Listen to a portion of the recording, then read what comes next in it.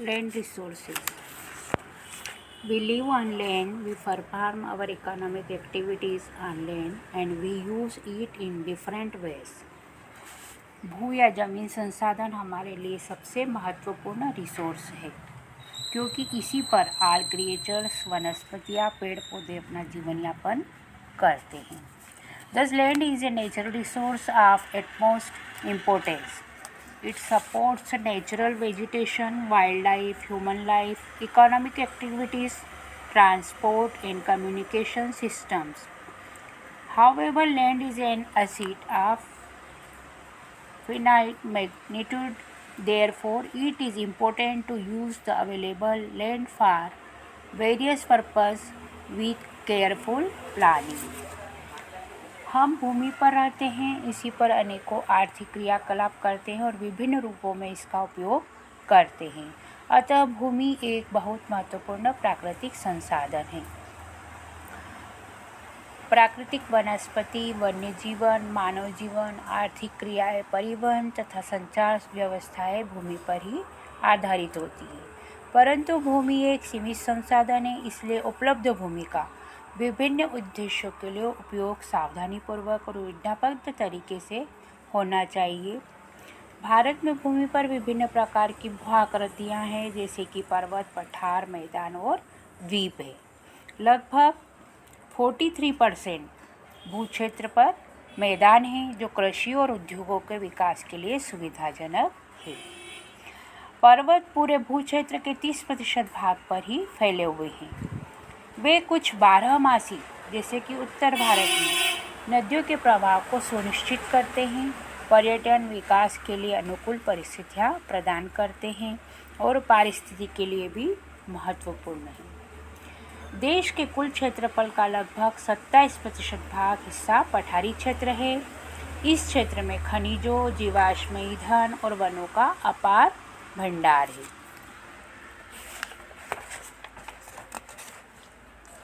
भूमि का उपयोग.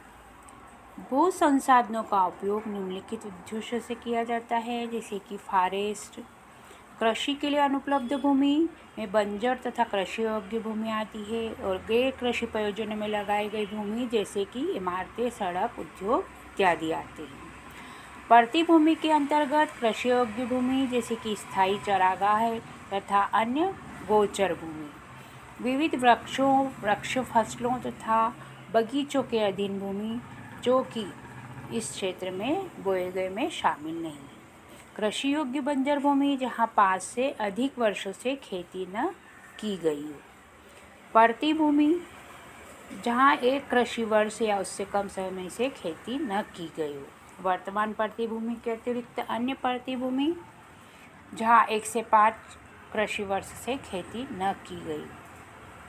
शुद्ध बोया गया क्षेत्र, एक कृषि वर्ष में एक बार से अधिक बोए गए क्षेत्र को शुद्ध बोए गए क्षेत्र में जोड़ दिया जाए तो वह सकल कृषि क्षेत्र कहलाता है.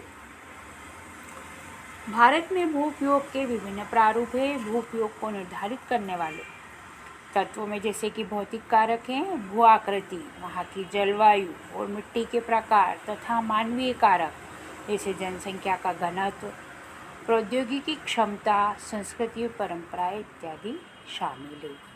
भारत का कुल भौगोलिक क्षेत्रफल 25.8 लाख वर्ग किलोमीटर है, परंतु इसके 93% भाग के ही भू उपयोग के आंकड़े उपलब्ध है, क्योंकि पूर्वोत्तर प्रांत में असम को छोड़कर अन्य प्रांतों के सूचित क्षेत्रों में जानकारी नहीं है, क्योंकि वह चीन का विवादास्पद क्षेत्र है. इसके अलावा जम्मू और कश्मीर में पाकिस्तान और चीन अधिकृत क्षेत्रों के भूमि उपयोग का सर्वेक्षण भी अभी नहीं हुआ है. स्थायी चरागाहों के अंतर्गत भी भूमि कम हुई है. पशुधन की इतनी बड़ी संख्या के लिए चारा उपलब्ध कराने में हम समर्थ कैसे होंगे, तो इसके क्या परिणाम होंगे. पड़ती भूमि के अतिरिक्त अन्य पड़ती भूमि अनुपजाऊ है और इन पर फसलें उगाने के लिए कृषि लागत बहुत ज़्यादा आ रही है. अतः इस भूमि में 2 या 3 वर्षों में इनको 1 या 2 बार बोया जाता है, और यदि इसे बोए गए क्षेत्र में शामिल कर लिया जाता है, तब भी कुल सूचित क्षेत्र के लगभग 54% हिस्से पर ही खेती हो सकती है. हमारे देश में राष्ट्रीय वन नीति द्वारा निर्धारित वनों के अंतर्गत 33% भौगोलिक क्षेत्र वांछित है, जिसकी तुलना में वन के अंतर्गत क्षेत्र काफ़ी कम है। वन नीति द्वारा निर्धारित यह सीमा पारिस्थितिकी संतुलन बनाए रखने के लिए आवश्यक है। वन क्षेत्रों के आसपास रहने वाले लाखों लोगों की आजीविका इस पर ही निर्भर रहती है। भू उपयोग का एक भाग बंजर भूमि और दूसरा गैर कृषि प्रयोजनों में लगाई भूमि कहलाता है। बंजर भूमि में पहाड़ी चट्टानें, सूखी और मरुस्थली भूमि शामिल है।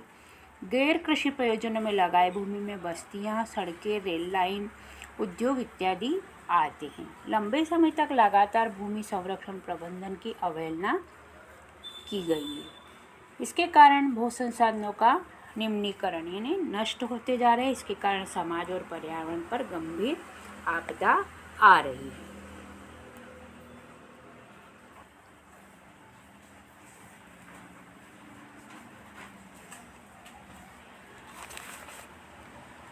सॉइल रिसोर्स, मिट्टी एक महत्वपूर्ण संसाधन है। मिट्टी अथवा मृदा सबसे महत्वपूर्ण नवीकरणीय योग्य प्राकृतिक संसाधन है। यह पौधों के विकास का माध्यम है जो पृथ्वी पर विभिन्न प्रकार के जीवों का पोषण करती है। मृदा कुछ सेंटीमीटर गहरी मृदा बनने में लाखों वर्ष लग जाते हैं। मृदा निर्माण की प्रक्रिया बहुत धीमी है। 2.5 इंच सेंटीमीटर मिट्टी बनने में हजारों वर्ष लग जाते हैं। मृदा बनने की प्रक्रिया में वहाँ का उच्चावच, चट्टानें, जलवायु, वनस्पति और अन्य जैव पदार्थ और समय मुख्य कारक है। प्रकृति के अनेक तत्वों जैसे कि तापमान परिवर्तन, बहते जल की क्रिया, पवन, हिम नदी और अपघटन की क्रियाएं आदि मृदा बनने की प्रक्रिया में योगदान देती है। मृदा में होने वाले रासायनिक और जैविक परिवर्तन भी महत्वपूर्ण हैं। मृदा जैव और अजैव दोनों प्रकार के पदार्थों से बनती है।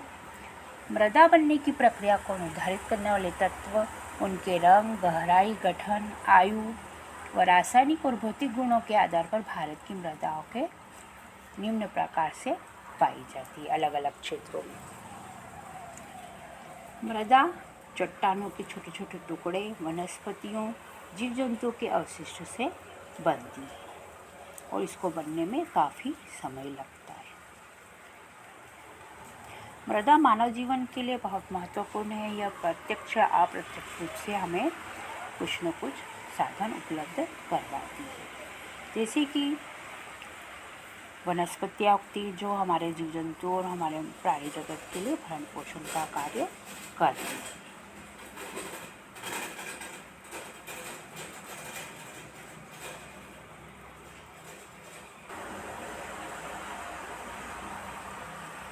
मानव जीवन के लिए मृदा का बहुत अधिक महत्व है, विशेषकर किसानों के लिए। समस्त मानव जीवन मिट्टी पर निर्भर करता है। समस्त प्राणियों का भोजन प्रत्यक्ष अप्रत्यक्ष रूप से हमें मिट्टी से ही प्राप्त होता है। वस्त्रों के निर्माण, कपास, रेशम, जूट व ऊन प्रत्यक्ष अपरोक्ष रूप से हमें मिट्टी से ही मिलते हैं। भारत में लाखों घर मिट्टी के ही बने हुए हैं। हमारा पशुपालन उद्योग, कृषि, वनोद्योग मिट्टी पर आधारित है। इसी प्रकार मिट्टी हमारे जीवन का प्रमुख आधार है।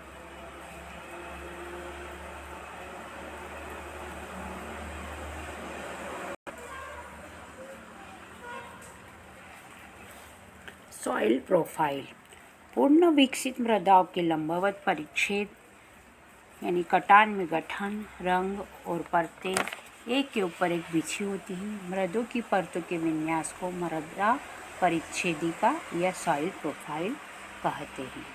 Upper most layer is topsoil, second layer is subsoil, third layer is weathered parent rock material और fourth layer consist of a parent rocks. ऊपरी परत को ऊपरी मृदा, दूसरी परत को उपमृदा, तीसरी को अपक्षयित और चौथी परत में मूल चट्टानें होती है, जैसा कि आप चित्र में देख रहे हैं। ऊपरी परत की ऊपरी मृदा ही वास्तविक मृदा की परत है। इसकी सबसे महत्वपूर्ण विशेषता इसमें ह्यूमस जैव पदार्थ का पाया जाना है। सबसे ऊपर ह्यूमस तथा उसके नीचे जैव तत्वों की प्रधानता होती है। दूसरी परत में उपमृदा होती है जिसमें चट्टानों के टुकड़े, बालू, गाद और चिकनी मिट्टी होती है। तीसरी परत में अपक्षयित मूल चट्टानी पदार्थ तथा चौथी परत में मूल चट्टानें होती है।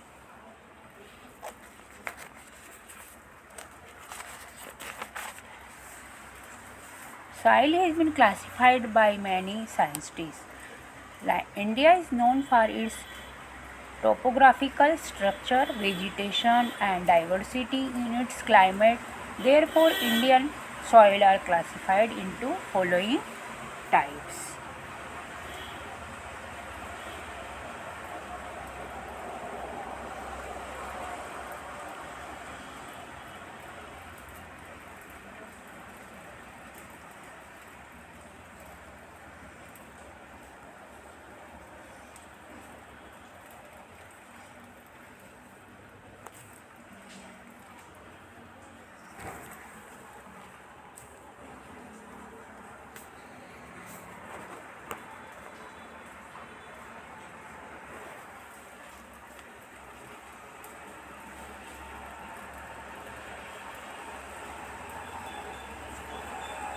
मृदा का वर्गीकरण धरातली संरचना, वनस्पति एवं जलवायु की विविधता के लिए जाना जाता है। इस प्रकार भारत में मृदा को निम्नलिखित रूप से बांटा गया है।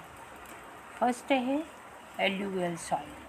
This is also known as a clayey or loamy soil. It is light brown in colour and found up to 490 metre depth. This soil is generally deficient in nitrogen, phosphorus and humus but rich in potash and lime. इसे कांप, दोमट, कछारी और Chica मिट्टी भी कहते हैं। हल्के भूरे रंग की होती है। खुदाई करने पर यह मिट्टी 490 मीटर की गहराई तक पाई गई है। इस मिट्टी में फास्फोरस वनस्पति अंशों की कमी रहती, परंतु पोटाश और चूना पर्याप्त मात्रा में पाया जाता है। भारत में यह मिट्टी हिमालय से निकलने वाली 3 बड़ी नदियों सतलज, गंगा, ब्रह्मपुत्र और उनकी सहायक नदियों द्वारा बहाकर लाई गई काप मिट्टी से निर्मित होती है। इसके बारीक कणों को जलोढ़ भी कहते हैं। इस मिट्टी में विभिन्न मात्रा में रेत, गाद तथा चीका मिट्टी मिली होती है। यह भारत के काफ़ी बड़े क्षेत्र में पाए जाने के कारण यह मिट्टी बहुत महत्वपूर्ण है। देश का 40% भाग इसमें सम्मिलित है। यह पंजाब, हरियाणा, उत्तर प्रदेश, उत्तराखंड, बिहार, पश्चिम बंगाल, असम, मेघालय तथा उत्तर पूर्वी राजस्थान में भारत के उत्तर से पूर्व क्षेत्र में पाई जाती है। नेक्स्ट है black soil and regur soil. This soil is also known as regur और black cotton soil. It is dark black in colour and made up of finely grained particles. They are generally deficient in nitrogen, phosphorus and humus but rich in potash. इस मिट्टी को रेगड़ या कपास वाली मिट्टी भी कहते हैं। इसका रंग गहरा काला और कणों की बनावट बारीक व घनी होती है। इसमें अधिक देर तक जल एवं नमी ठहर सकती है। इस मिट्टी में चूना, पोटास, मैग्नीशियम, एल्यूमिनियम तथा लोहा पर्याप्त मात्रा में मिलता है, किंतु फास्फोरस, नाइट्रोजन तथा जीवाश्म का अभाव होता है। इसमें रासायनिक तत्वों की मात्रा अधिक होती है। सूख जाने पर इसमें दरारें पड़ जाती है। इन दरारों से इसके वायु मिश्रण में सहायता मिलती है और इसे जुताई वाली मिट्टी भी कहा जाता है। यह मिट्टी महाराष्ट्र, मध्य प्रदेश, उड़ीसा के दक्षिणी भाग, कर्नाटक, आंध्र प्रदेश के दक्षिणी तटवर्ती भाग, तमिलनाडु के तथा राजस्थान के कुछ जिलों तथा उत्तर प्रदेश के बुंदेलखंड संभाग में मिलती है। इस मिट्टी में नमी अच्छी रहती है। यह मिट्टी कपास, दालें आदि के लिए अधिक उपयुक्त है। नेक्स्ट है रेड सॉइल यानी लाल मिट्टी। This soil is derived by the disintegration of crystalline and metamorphic rocks in dry and wet climate. Continuous heat on the hill slopes of Tapi River Valley disintegrated The rocks and the iron present in these rocks is mixed with the soil, which give it red color. It is brown, chocolatey, yellow, and in some places it is black in color. यह मिट्टी शुष्क और तर जलवायु में प्राचीन रवेदार और परिवर्तित चट्टानों के टूट-फूट से बनती है।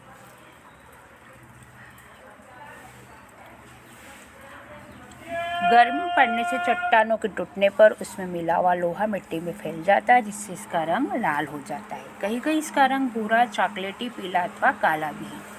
अनेक प्रकार की चट्टानों से बने होने के कारण गहराई और उर्वरा शक्ति में भी इसमें भिन्नता पाई जाती है। यह मिट्टी अत्यंत रंध्रयुक्त होती है। यह अत्यंत बारीक तथा गहरी होने पर ही उपजाऊ होती है। इस मिट्टी में लोहा, एल्यूमिनियम और चूना अधिक होता है। यह मध्य प्रदेश, छत्तीसगढ़, झारखंड, पश्चिम बंगाल, मेघालय, नागालैंड, उत्तर प्रदेश, राजस्थान, तमिलनाडु तथा महाराष्ट्र में मिलती है, जैसा कि आप इस मैप में रेड कलर की देख रहे हैं। यह बाजरे की फसल के लिए बहुत अच्छी होती है, किंतु गहरे लाल रंग की मिट्टी कपास, गेहूं, दालें और मोटे अनाज के लिए उपयुक्त होती है। नेक्स्ट है laterite soil. This soil is formed in the regions which have dry and wet season by turn. It is formed due to disintegration of laterite rocks. It is found on flat highlands. It is poor in lime, phosphorus and potash, but rich in humus. Deep laterite soil is rich in iron oxide and potash. इस मिट्टी का निर्माण ऐसे भागों में हुआ जहाँ शुष्क व तर मौसम बारी बारी से होता है। यह मिट्टी लेटराइट चट्टानों की टूट-फूट से बनती है और उच्च भूमि पर मिलती है। इसमें चूना, फास्फोरस और पोटाश कम मिलता है, किंतु वनस्पति का अंश पर्याप्त होता है। गहरी लेटराइट मिट्टी में लोहा ऑक्साइड और पोटाश की मात्रा अधिक होती है। यह 3 प्रकार की मिट्टी है: गहरी लाल, सफ़ेद लेटेराइट मिट्टी और गहरी जल वाली लेटेराइट मिट्टी। यह तमिलनाडु के पहाड़ी भागों, कर्नाटक, केरल राज्य, महाराष्ट्र के रत्नागिरी जिले, पश्चिम बंगाल के बेसाल्ट और ग्रेनाइट पहाड़ियों के बीच तथा उड़ीसा के पठार के ऊपरी भागों और घाटियों में मिलती है। यह मिट्टी चावल, कपास, गेहूँ, दाल, मोटे अनाज, सिनकोना, चाय, कहवा आदि फसलों के लिए उपयोगी मानी जाती है। नेक्स्ट है डेजर्ट सॉइल, यानी मरुस्थलीय मिट्टी। This soil is consist of porous sand particles. Soil from run of Kutch is deposited in the western dry region by southwest monsoon. It contains a large amount of soluble salt content. Moisture and humus is low, but irrigation makes it fertile. यह बालू प्रधान मिट्टी होती है, जिसमें बालू के कण मोटे होते हैं। यह मिट्टी दक्षिण पश्चिम मानसून द्वारा कच्छ के रण की ओर से उड़कर भारत के पश्चिमी शुष्क प्रदेशों की, जैसे कि राजस्थान में जमा हो जाती है। इसमें खनिज नमक अधिक मात्रा में पाया जाता है। मरुस्थलीय मिट्टी में नमी कम रहती है तथा वनस्पति के अंश भी कम पाए जाते हैं, किंतु सिंचाई करने पर यह उपजाऊ हो जाती है। इस मिट्टी में गेहूँ, गन्ना, कपास, ज्वार, बाजरा, सब्जियां आदि पैदा की जाती है। सिंचाई की सुविधा उपलब्ध न होने पर यह बंजर पड़ी रहती है। विशेषकर पश्चिमी राजस्थान, गुजरात, दक्षिणी पंजाब, दक्षिणी हरियाणा, पश्चिमी उत्तर प्रदेश में मिलती है।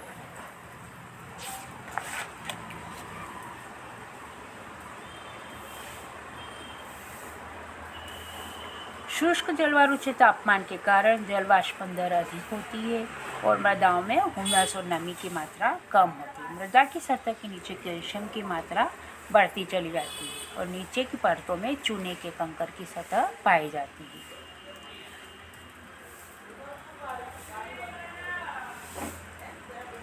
इसके कारण मृदा में इन्फिल्ट्रेशन अवरुद्ध हो जाता है। इस मृदा को सही तरीके से सिंचित करके कृषि योग्य बनाया जा सकता है, जिसकी पश्चिमी राजस्थान में यह प्रयास किया जा रहा है। नेक्स्ट है वन मृदा यानी माउंटेन सॉइल, इसे पर्वतीय मिट्टी भी कहा जाता है।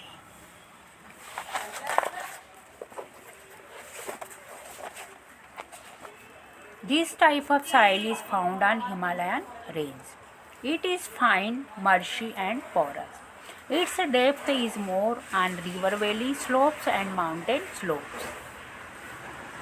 यह मिट्टी हिमालय पर्वतीय श्रेणियों पर पाई जाती है।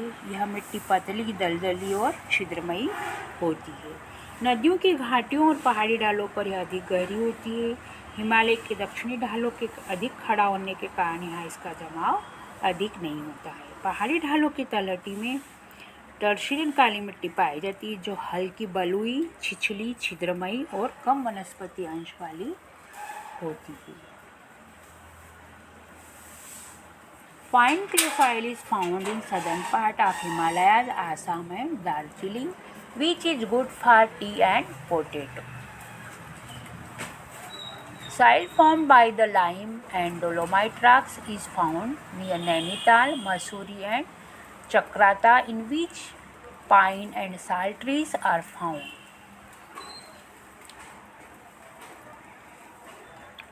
पश्चिम हिमालय के ढालों पर बलुई मिट्टी मिलती तथा मध्य हिमालय में अधिक वनस्पति अंशों वाली उपजाऊ मिट्टी बनती है। अच्छी वर्षा होने पर इस मिट्टी में दून एवं कांगड़ा घाटी में चाय की अच्छी पैदावार की जाती है। हिमालय के दक्षिणी भागों में असम और दार्जिलिंग में चिकनी महीन मिट्टी मिलती है, जिसमें पत्थरों के छोटे टुकड़े अधिक तथा वनस्पति, चूना और लोहे के अंश कम पाए जाते हैं। चाय एवं आलू की कृषि के लिए उपयुक्त होती है। नैनीताल, मसूरी, चक्राता आदि स्थानों डोलोमाइट चट्टानों से मिट्टी प्राप्त होती है, जिसमें चीड़ एवं साल के वृक्ष होते हैं। हिमालय के उन भागों में जहाँ ज्वालामुखी उद्गार हुए हैं, उसमें ग्रेनाइट, डोलोमाइट आदि आग्नेय चट्टानें पाई जाती हैं।